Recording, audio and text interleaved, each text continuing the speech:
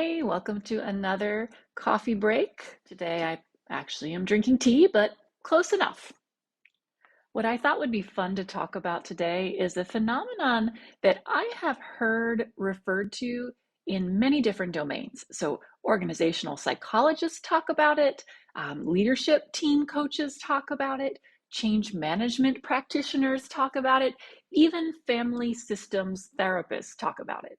And that is the crab mentality, or my preferred way to put it, crabs in a bucket. So, what is crabs in a bucket? Crabs in a bucket is this strange phenomenon that occurs among our little crustacean friends, which is if you put one crab in a bucket, he doesn't really want to be there, and generally he will claw his way out. But if you put a bunch of crabs in a bucket, they still don't want to be there, and yet as soon as one of them starts to climb and claw their way out, the other crabs grab him and pull him back down in. And so even though every crab inside that bucket is just as capable of escaping as the solo crab in a bucket, they behave in ways when left to their own devices that ensure all of their demise. Sound familiar? The reason why it's something that is talked about a lot in leadership team coaching in particular is because this is what humans do when they're used to functioning in a certain way, and you come along as a leader or a coach and you try to improve it. You want to get them to change their behavior. They might rationally agree with you. Yes, that is a better way to do things. We absolutely need to stop doing things the way we've been doing them.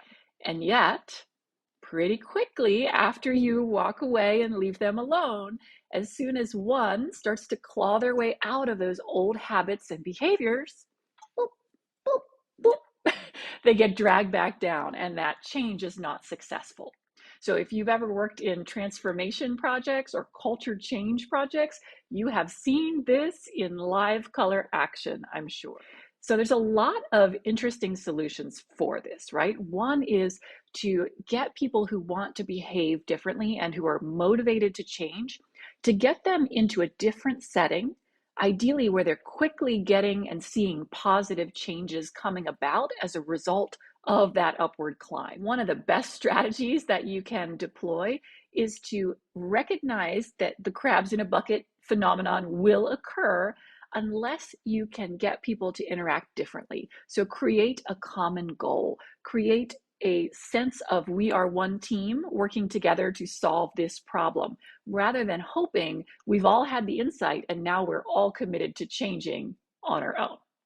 Another thing you can do as a leader is really, really simple, and that is pay attention to when you are the crab who is pulling one of those other crabs back down, because you actually deep down benefit from things being the way that they are.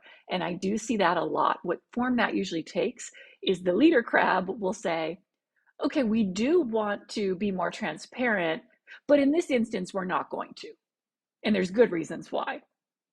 Sounds legit, right?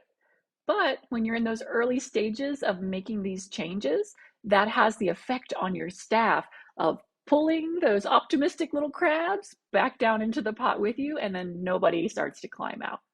So I hope this has given you some food for thought. I would absolutely love to hear what strategies you employ, what works for you, how do you get your team out of that crabs in a bucket mentality.